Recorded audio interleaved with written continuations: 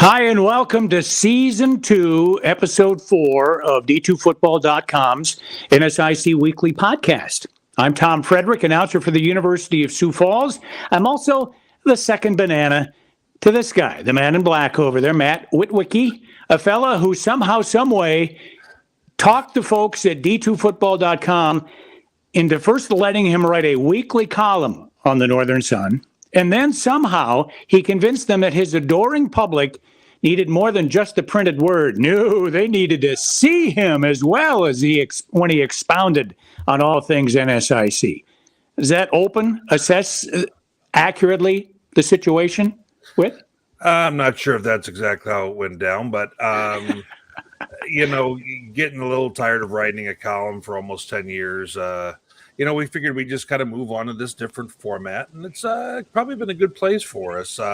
Gives our rabid fan base a chance to see both you and I, and that seems to be something that I like to talk about on our Northern Sun forum on D2. But one thing we didn't forecast was kind of all the viewer mail that we've gotten in regards to my co-host and his new glorious locks. Speaking of that, Tom, we do need to ask you about this, because apparently somewhere along the lines at the local Hy-Vee, someone happened to notice your locks. Tell us a little bit about that. Well, it's all right there for you in black and white. Yes, I was mistaken for a female, I believe. When I turned around, she was most apologetic and said, sir, the self-checkout lanes are closed. You'll have to go over here. Well, I got a good tickle when I saw that on Twitter from you. We're going to have to break out a separate segment later, in the year, when we get things get a little more monotonous with maybe some games. Maybe we'll go ahead and say a Tom's Tweets segment or something like that. Okay, fair enough. If you want to devote your time and energy to digging them out and posting them, I'm all for it. Fair enough. All right. Well, I was in beautiful downtown Bismarck this weekend, and then aboard a luxury motor coach coming home Saturday night.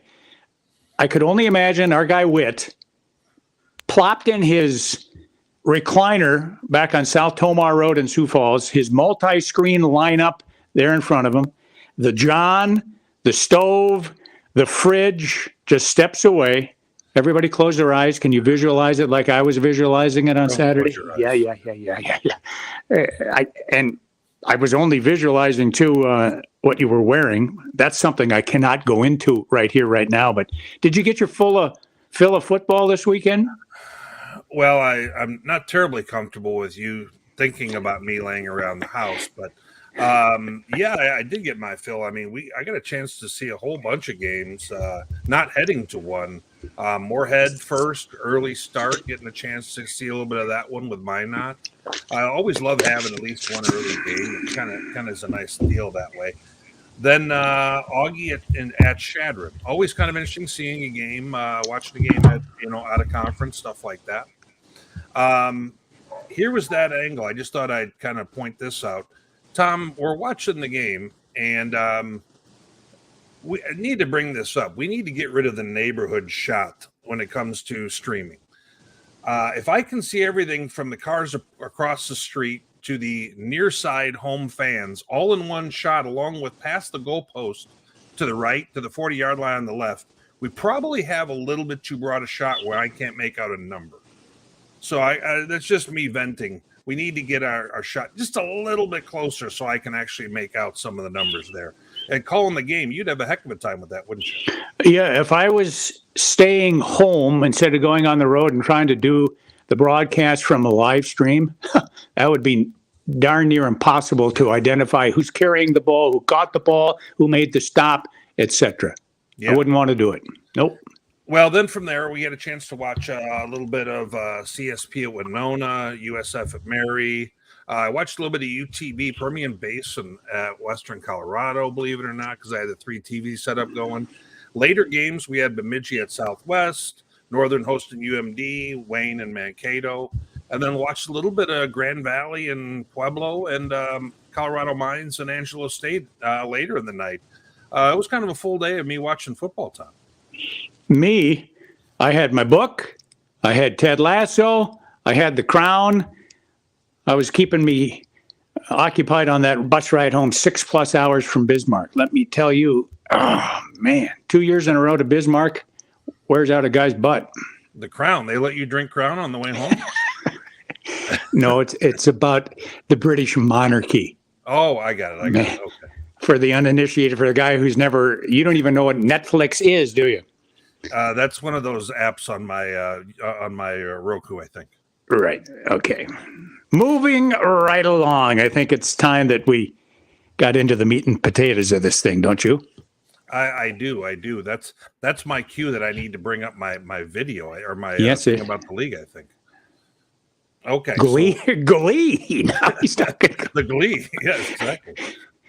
All right. The NSIC once again this year citing individuals for their performances on the field weekly, offense, defense, and special teams. And I'm going to start today with the man on the right, special team award winner known as Jacob Scott. He's a junior from Flower Mound, Texas. He was perfect on 3 PAT attempts, and he knocked down 4 of 5 field goal opportunities, including a 48-yarder in a 33-8 win over Concordia St. Paul. Jacob Scott's 4 field goals tied a Winona record.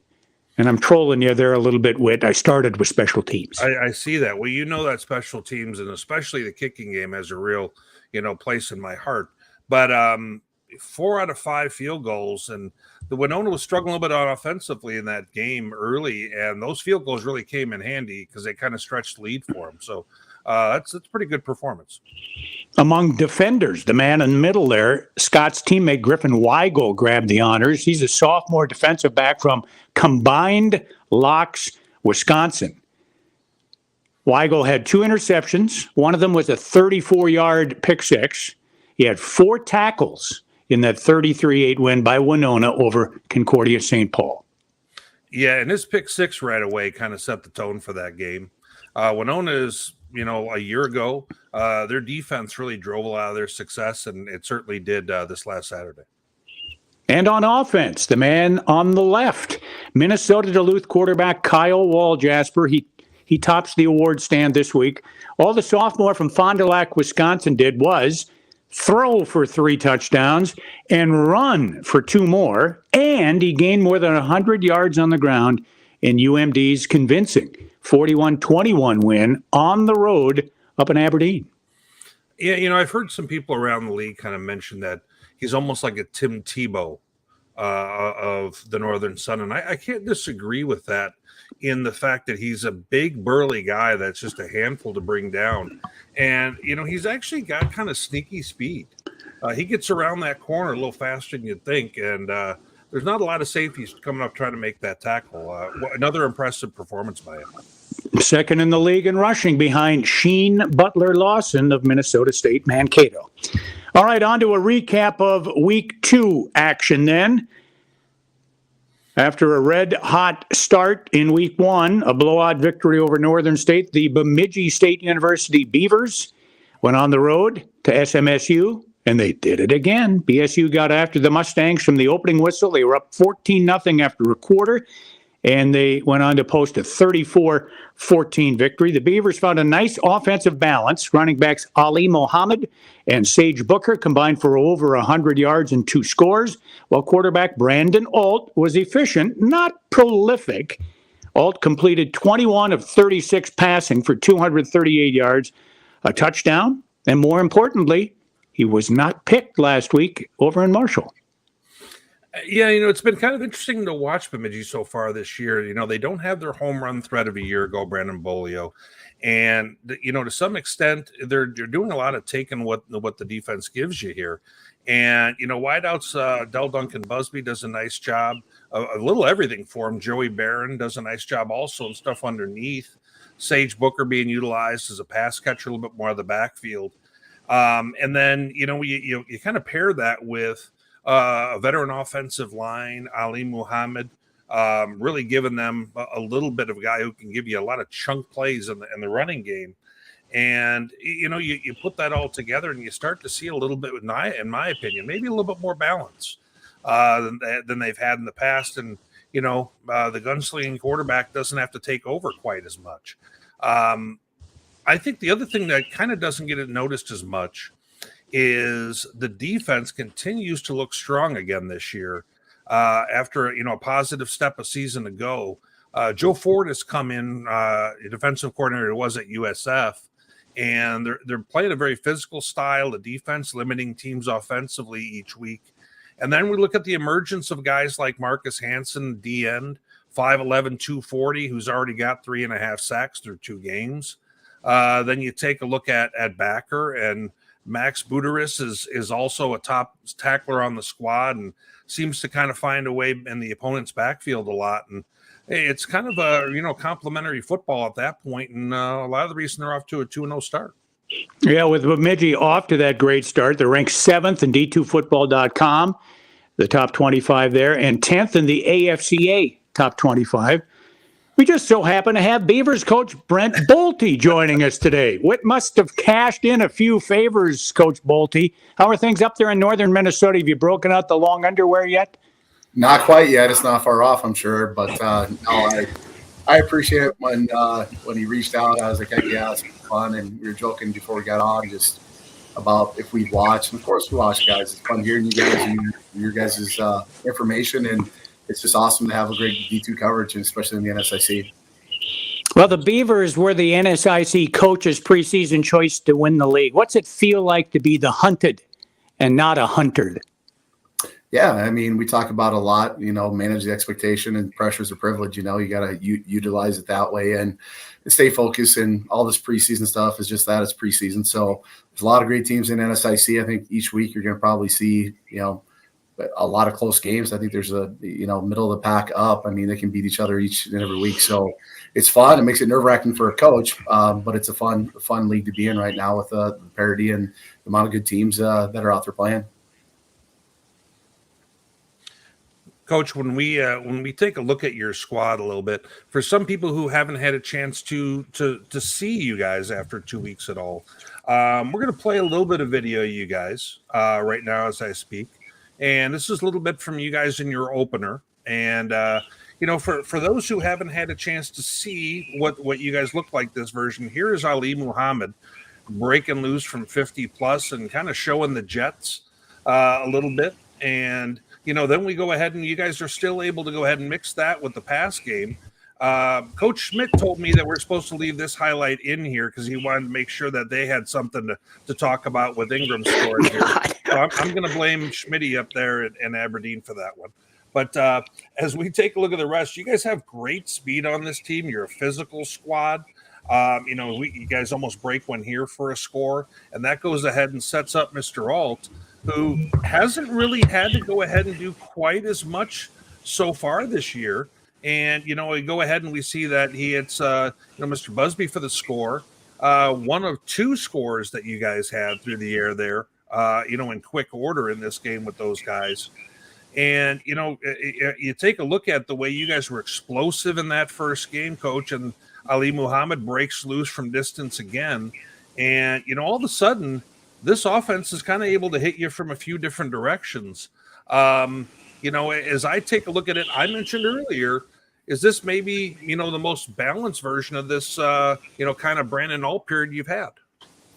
Yeah, it certainly has. And, you got to reflect back. Like, guys, when we've lost games, we haven't been balanced. I mean, you go back to national playoffs or when you start seeing teams that are equal ability and can scheme you and do some good things, like we just haven't been able to run the ball. So being balanced and having that be what we want to be. I mean, we got to be able to do it. And there's going to be situations where you got to let all, rip it around the yard and do those things too in certain games. But being balanced is what we're trying to strive for here. And a lot of people are like, Brandon's not putting up the numbers. Brandon's not doing this. Like, well, he still averaged about, 60% completion percentage. He's obviously managing the offense.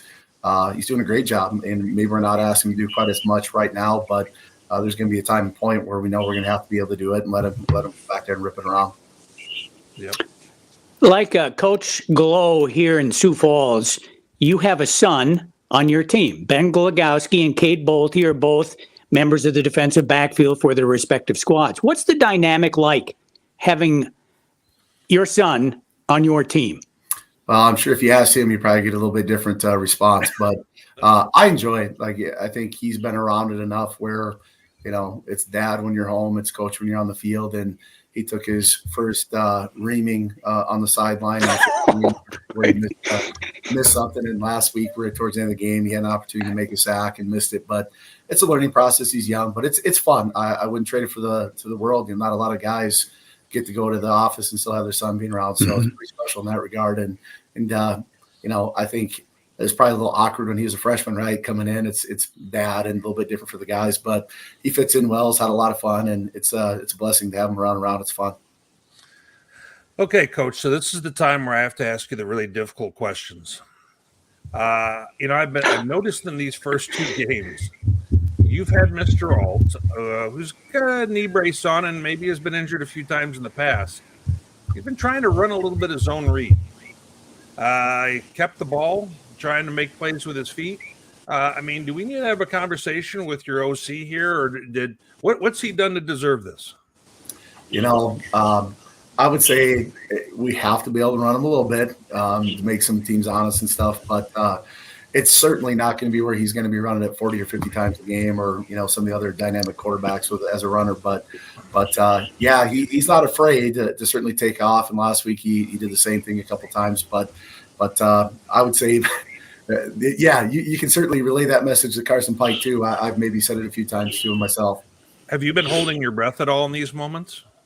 I was holding my breath last weekend when his knee brace kind of buckled over a little bit, and that one made me nervous. And then obviously what happened last night there to Rodgers makes you obviously realize it can go at any time. But for the most part, he's pretty smart getting down. But he's a competitive dude. He'll try to drop his shoulder every once in a while. Does it in practice too, so doesn't surprise me when he does it on the field. Bemidji State, Coach Bolte, is the only NSIC team not to hook up with an out-of-conference opponent here in 2023. How disappointing or frustrating was that, or is that for you and your staff and the guys? Yeah, I told our guys when the situation occurred where we're trying to get our 11th game, like we were going to find one no matter what. We tried everything. I tried a petition to do a 0 week. You look at the regional games, it was almost impossible to get anybody in D2. We were traveling all the way to the East Coast, or there was a chance at one point to try to get Angelo, which was a nightmare logistically, and then obviously budgeting and stuff. So I tried. Then we flipped it. It's like, well, we're going to have a bye week, have it between, a tough game against Mankato and a tough game against Wayne. For us, obviously, we know what we have to be able to do to make the playoffs, and we're just pitching it as a positive at this point, but obviously we'd all rather have the 11th game. Well, this week on Saturday, you host a playoff team from a year ago, 1-1, Winona State University. The Warriors have a loss to Saginaw, a win over Concordia St. Paul. You've studied the film. What's that review show you? What's in store for the Beavers Saturday at Chet Anderson? Yeah, you know what you're going to get with, Berkey's team. They're going to play really good defense. They're good on special teams. They fly around, play hard. Offensively, I think they're better than a year ago.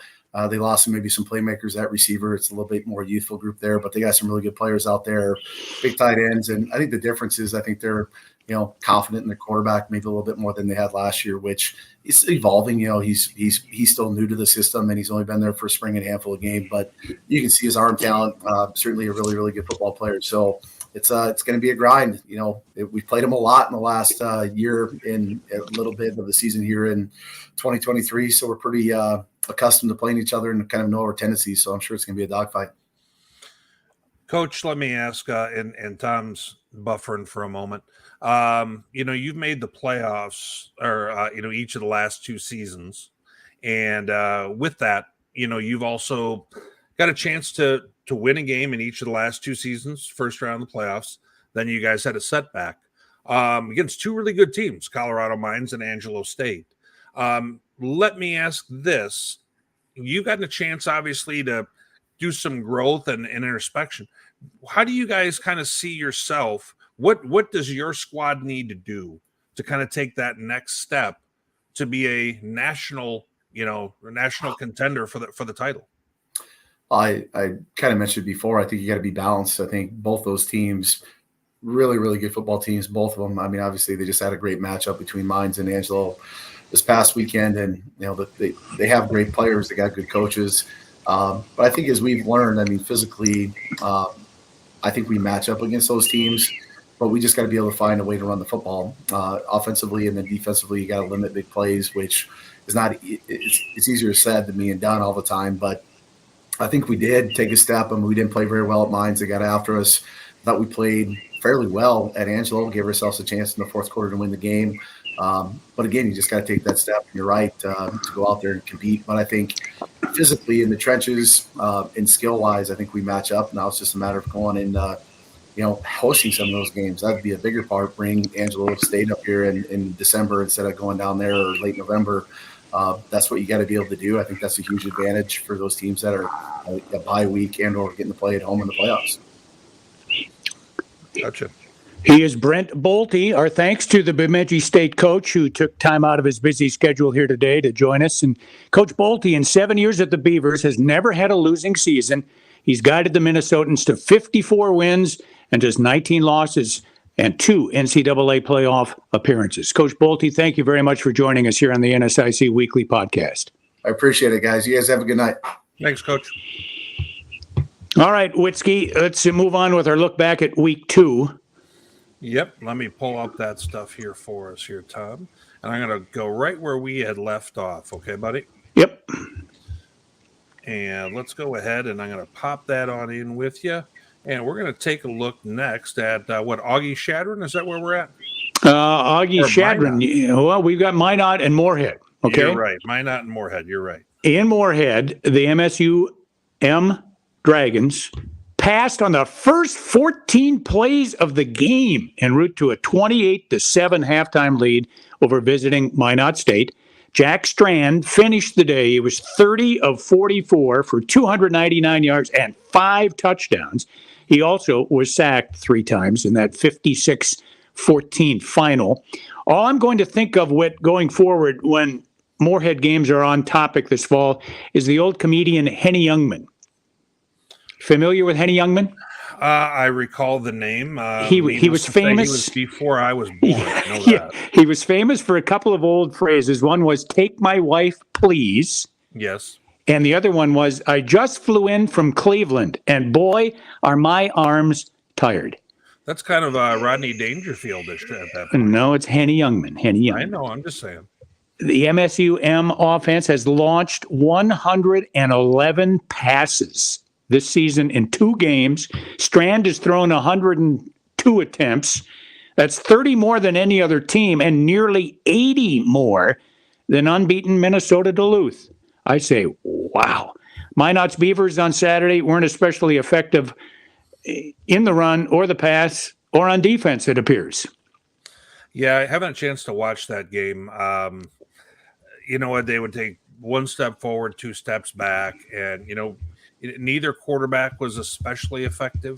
They both had their moments. I think when you take a look at them, Evan Lovett, their fullback in this scenario, I think is going to be the guy who's eventually going to kind of start to really shine for them. Bigger back who, when he gets through the hole in a hurry, he's a handful. But defensively, the fact that they didn't really have an answer for Moorhead is something altogether different, and they just were chasing the scoreboard pretty much the whole day. All right, go back to the schedule, if you would, sir. Yeah, we need to make sure that we're getting that Augie game in. Yeah, we're going down to the Panhandle of Nebraska as we speak right now. You bet. In a battle between the Northern Sun and the Rocky Mountain Athletic Conference in Shadron, Nebraska, Augustana easily handled the Eagles 27-3. They led 14-zip quickly, and the defense was stingy all day long, allowing just 47 yards on the ground and just 214 yards in total to the Eagles. Nice out-of-conference win there for Augustana. Yeah, for me watching this game, Augie hit a deep shot early to Fisher, but 80-yard score, and then Bauer got wide open from the slot, and the safety was coming up and run support. Nobody's within 20 yards of him, and all of a sudden they're up 14-0, and they kind of breezed from there. The Augie offense didn't look great the rest of the contest. Only 17 first downs, which for them and measuring their success, that's not a great number for them. They were okay in the running game. if you take a look at them in that running game, as we were alluding to, you're starting to see the emergence of Rashad Lampkin, the transfer from Illinois State, along with the work that Epperson's getting. But Epperson just, kind of hasn't been himself just yet. I still think we're going to see him be a pretty electric player for that offense. On the other side, they were able to go ahead and hold, Shadron down to a total of 47 yards rushing. And so Augie was able to kind of control the day. Very impressive game for them to win in the fashion they did. I thought that it was a game they had to take care of business, Tom. Kind of a business trip for them in someplace they hadn't played before. And, I thought that was a real solid win for them, the way they got through with that. Go on the rushing stats there for Shadron. Look at their leading rusher. At the age of 70, former Steeler Preston Pearson rushed for 41 yards. Hard to believe. Oh, boy. Okay, next up, Winona State and Concordia St. Paul. Offense was pretty much non-existent most of that first half, but the Warriors were able to score thanks to guys we've already mentioned, players of the week. Griffin Weigel had that interception return. Yep. And the right foot of Jacob Scott. He finished with those 4 field goals, as we previously discussed. The Winona defense held Concordia St. Paul to just 233 yards of total offense, kept the Bears off the board until the game was well in hand. Nice win for the Warriors. Yeah, the Warrior. I take a look at this game very similar to what Sioux Falls was going through. Both of them kind of need a little bit of a bounce back game. Teams that we think are going to be on the upper portion of the standings, Tom. Defense really drove the day here. I mean, take a look at Concordia, 13 of 34 throwing the ball for 2 picks. Hard to win football games that way. And then you take a look on the flip side for Winona. They still really haven't gotten off to a great start in terms of their offense. They've got some steady production in the running game, but nothing real wow about it. But the fact that they were able to get out to the lead they were in the first half, they really didn't need to try a whole lot in the second half. So, Winona continues for this second year under Bergstrom to play really strong defense. And, the offense, I'm going to be interested to see how that develops throughout the year. Now the game that Tim Hyatt and myself called in Bismarck, beautiful downtown Bismarck, at the MDU Resources Community Bowl. The Cougars dominated from the first play. They won the coin toss. They took the ball, and they scored in 11 seconds with Cam Dean up top, the freshman receiver Christian Janis for 75 yards. It was 15-3 at the half, but could have easily just, I suppose, 29-3. 2 lost fumbles, a turnover on downs stymied the attack before intermission. They pushed it to 36-3 in the fourth quarter before the Marauders got 2 touchdowns in the final 7 minutes. Dylan Rudnigan and Matt Grzybowski paced the ground game. Rudnigan, 109 yards. Grzybowski had 80. I guess you could call them Thing 1 and Thing 2, 2 little guys, about 5'9", a little over 200 pounds each. You can't find them out on the field. They each had touchdowns. Cam Dean threw for 2 scores. He ran for another.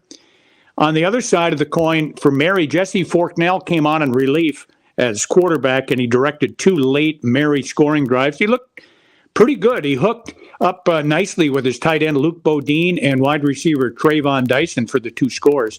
The Marauders could just never really get a running attack going, and I thought, in my mind, USF looked more comfortable and more confident, especially on defense, and that's what you'd like to see from week 1 to week 2, some improvement in that regard.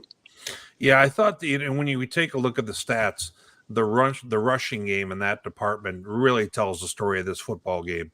232 versus 23, and then you go further into this. I really thought that Forknell just kind of pulls the trigger a little bit better in the passing game, in my opinion. Now, I realize that he's not the starter right now, and I'm going to let you say the starter's name because you had to say it during the broadcast. Sofian Massoud. Yes. Now, I didn't realize at the time that he's a transfer from the University of Houston, and then Hampton University as well. But he is a 3-star quarterback coming out of high school. Probably because of the offensive line issues with Mary, he was running for his life a fair amount in this football game, as he was a week ago when I saw him in Sioux Falls at Augustana. Now, a guy that really stood out to me was Mason Phillips on their defense. Number 25. You called his name a few times. Yep. Had a few sacks, some stops. He's putting together a season right now, and he's kind of a guy to watch for Mary going forward. Okay. Cougars 1-1, Mary 0-2 after that game Saturday in Bismarck. Now, the University of Minnesota Duluth made its way to Aberdeen to play Northern State up at the bank. The Bulldogs marched for 3 early scores. They jumped out to a 21-7 lead in the first quarter after one. They eventually prevailed in this one, 41-21. Northern State was without its starting quarterback, Anthony Vespo, but his replacement, a guy named Colton Hackle, who redshirted last year up at North Dakota. He looked like he's more than capable of filling the role of signal caller as he threw for 224 yards, did suffer 2 interceptions. He ran for 134. He accounted for 3 scores on the day by himself. I wonder, Whit, if we just witnessed Northern's version of Lou Gehrig supplanting Wally Pipp. Boy, just one after another with the old references tonight. So I thought Mr. Hackle was kind of impressive. He got sacked 4 times. He was kind of running for his life for a little bit. Duluth gets after you in the pass first. They send, they blitz from all these different angles and everything else. But he was able to successfully make some plays with his feet. And I really think that he's going to be just fine. Now, taking a look from there, are you crimpling up a piece of foil over there? Is that what that is? Oh, I had a glass of water. Oh, gotcha.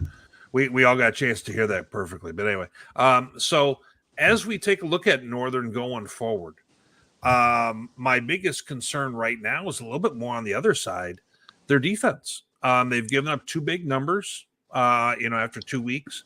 Their schedule does get easier. However, Ian Marshall was back for this game, their star defensive lineman. He was kind of limited. He had 1 TFL and 2 stops on today or on the game. But at the same time, Duluth's kind of limited him in both of their contests. They're going to really need Marshall to come on and for their defense to play better, for them to kind of put something together here. Last thing I wanted to mention is the emergence of Sam Pitts, their tight end at Duluth. Northern didn't have an answer for him, and I got a feeling he's going to be a guy we're going to be talking about on a near weekly basis for Duluth. Got him memorized. He's number 0. Yep. The tight end for Duluth. Got that game coming up on Saturday. Well, the final contest that we need to review from September 9th, MSU Mavericks 31, Wayne State College Wildcats 14. Mankato controlled the action, 21-7 halftime lead. Wayne State had a commendable effort, not allowing MSU to dominate with the running game for the most part. But when the Mavs were able to hit a few deep shots downfield, that did open things up for Sheen Butler-Lawson. Again, another great game. Not quite 221 yards, but 152. Ain't nothing to sneeze at. Sure looks like Mankato Bemidji Whit shaping up for Game of the Year on September 30th.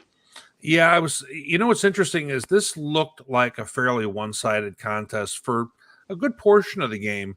Then in the early 4th, Wayne got themselves down in the red zone, got all the way down to like the 5 or something. They had 4th down trying to score to get it within 1 score. They were stopped, and they did a run by quarterback Nick Bone, and he had a tough day. Look at those yards for him. If you can do that to him in the running game, that's going to make them kind of go to the air a little bit more maybe than they want to. And, he was 11 of 22 passing. They just weren't moving the sticks real well. And for the most part, it looked like Mankato was kind of asserting themselves. They were hit a few shots over the top, like we mentioned. And, collectively, they were able to do ground and pound well enough to win the day. Still see they haven't corrected the errors. 29 for 152 loss in Butler, 5 his loss, but still gained 152 yards. I think it's probably 147 is what he did. But maybe they'll get that corrected before the season's over. What do you think? Maybe. We can hope. Well, as many of you know, Boss's Pizza and Chicken is sponsoring NSIC Weekly this year.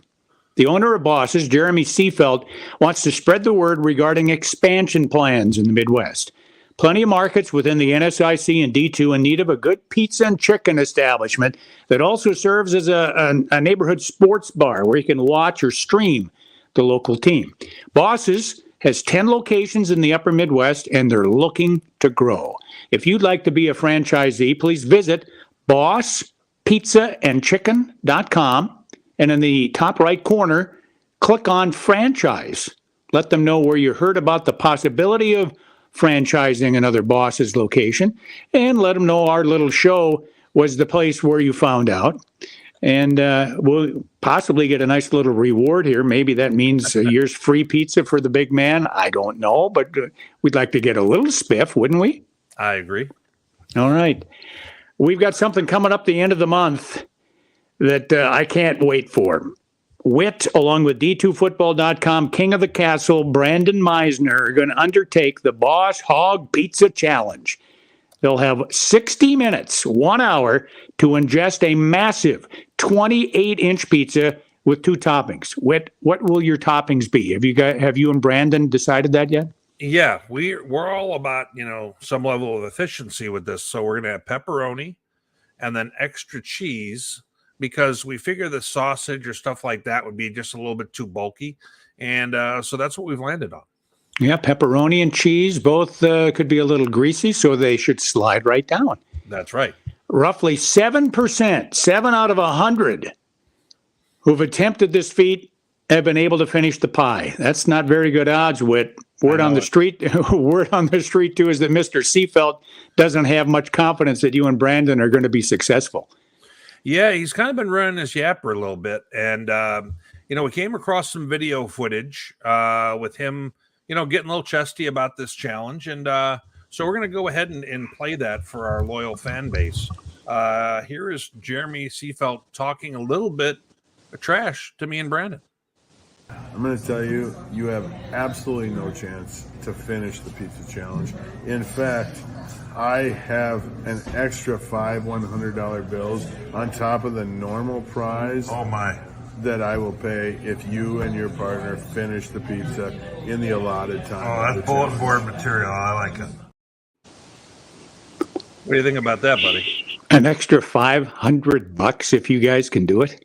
Obviously, He's never seen you eat.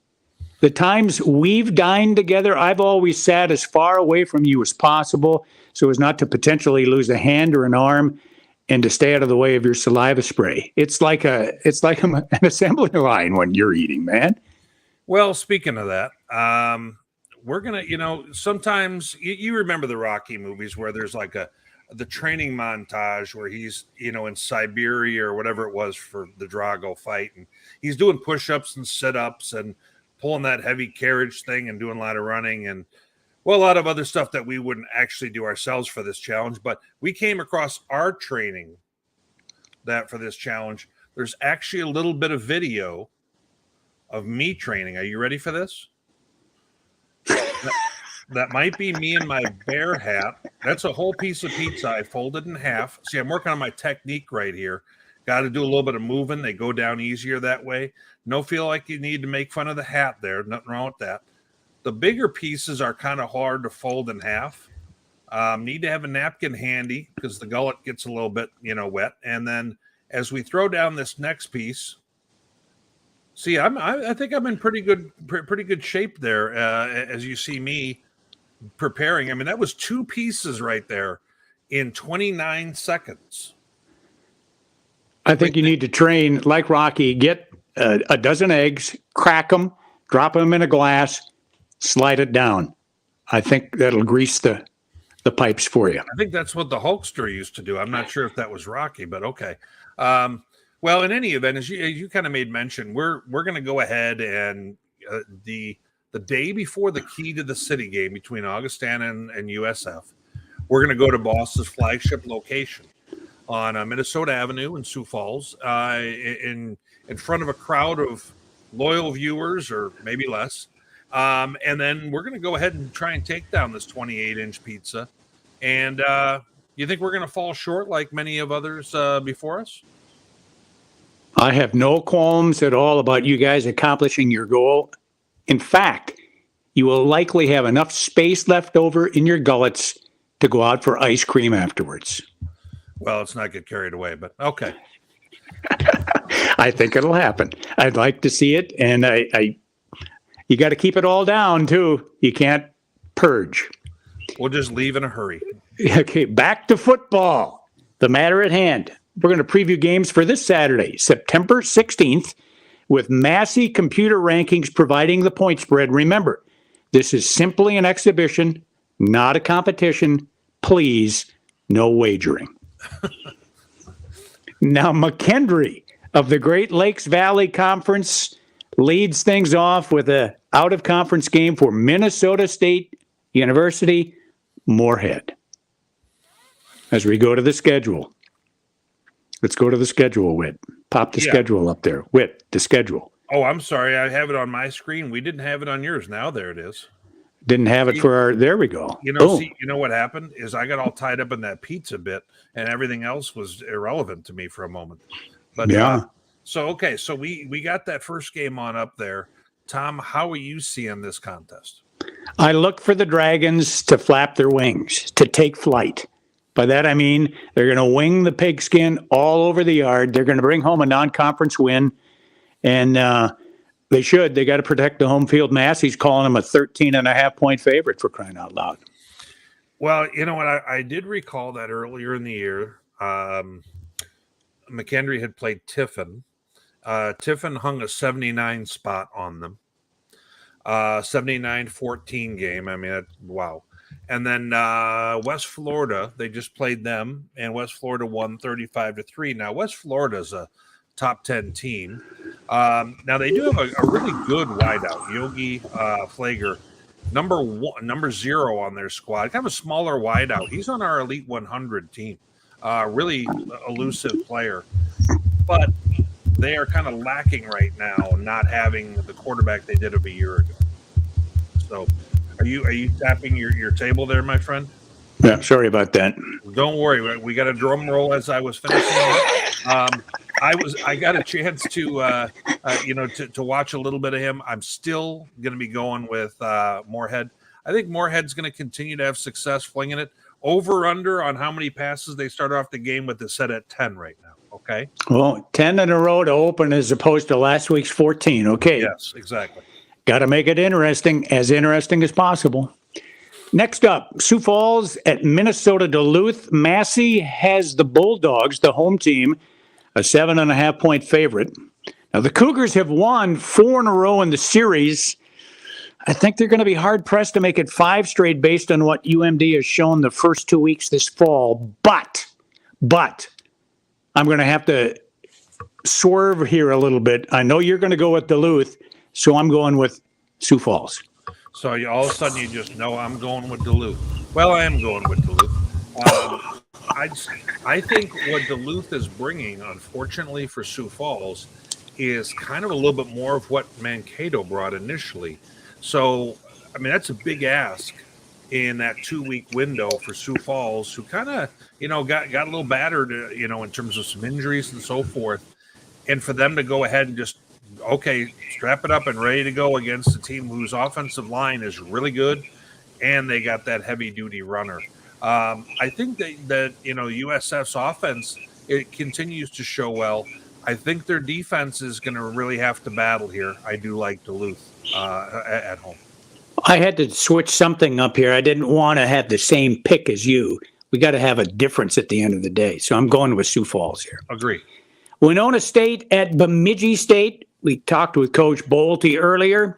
His Beavers are 10.5-point favorites. BSU is clicking on all cylinders, whether it be 4, 6, or 8. I don't see them needing to tune up before or after this game. Beavers win. Beavers win. Beavers win. Winona kind of had almost an embarrassing showing there last year in the postseason. And I think that Winona State's better than that. I think their defense is going to keep them in this contest. I think we're going to have a low-scoring game, but I still like Bemidji State to emerge victorious. But don't be surprised if this is not a game in the 30s. I think it's going to be a little bit lower. Minnesota State Mankato is at Minot State, 2:00 Saturday. I know you have to play the games, but if there ever was a case of, can't we just phone this one in and save the hassle of a lengthy bus ride? It's got to be this one. It would be a sign of the apocalypse if the Mavericks don't win handily. For crying out loud, they're a 36.5-point favorite. Everybody, that was Tom Frederick who was just saying all of that there. This is you're channeling your inner Chad Courier there for a moment. But I think in this one, it's a really, really difficult one for Minot with as physical as Mankato is and how well they go ahead and do things up front. I think that's just a real big ask when you're, and the option that Minot wants to run and some of that. I just think it's going to be, a hard thing for them to go ahead and win up front against what we've seen from Mankato yet so far. I don't know if that's a 36-point win in Minot or what it is, but I think Mankato in this case here is going to get a chance to have a few different guys carry the football, and maybe even end up seeing their freshmen that they've been talking about to go ahead and get some yards as well. Well, folks, it looks like Tom's down for a moment here. I'm going to go ahead and look at the next game for us as he kind of makes his way back on in. And as we're taking a look at the next contest, we have SMSU traveling to Wayne State. Each team is 1-1. They're looking to get back to 500. I'm going to go ahead and take a look at this game, guys, and say that I think Wayne is going to get back on track here, but I wouldn't be real surprised if we end up having a pretty close game in Wayne, because I think SMSU, can run the football and they're starting to get better in the passing game. Tom, how do you see SMSU and Wayne State? Both teams are 1-1 with looking to get back above 500. I think beating Wayne at home will be too difficult a challenge for the Mustangs. They're 17.5-point underdogs. I think Wayne America will be happy with a Wildcat victory Saturday evening. Fair enough. All right. I think Wayne is able to hold on, but I wouldn't be surprised if the Mustangs play him close. University of Mary is at Northern State. Both squads winless in 2023. Natives might get restless in Aberdeen if the Wolves don't beat the Marauders, even though they've lost to them each of the last 2 years. I think NSU gets the W. They're 12.5-point favorites. They're going to cover and then some. Yeah, if this was Mary a little bit of the last few years where they had some more of their offensive star power, I think this would be a little bit tougher one for me to pick. I like Northern State to kind of get right here. And, with that, Tom, I do want to go ahead and bring up for us real briefly the helmet that they're going to be wearing, which I know I have over here in my little playground. And I'm going to pull that up, and I want to get your thoughts on this. What are your thoughts outside of the yellow color? What do you think? It's interesting. I can see why they're doing it. The zip code for South Dakota. But full transparency, when we were in the green room before the show, my co-host was saying, why do they have 605 on it? Well, I knew it was the zip or the area code, I beg your pardon. Yeah. The other thing is, though, numbers on jerseys are difficult to see. Oftentimes, they have the number on the helmet, which aids a broadcaster or someone else doing stats in the press box. But with 605, that ain't going to help. Not at all. But it's a nice-looking helmet. Yeah. Moving right along.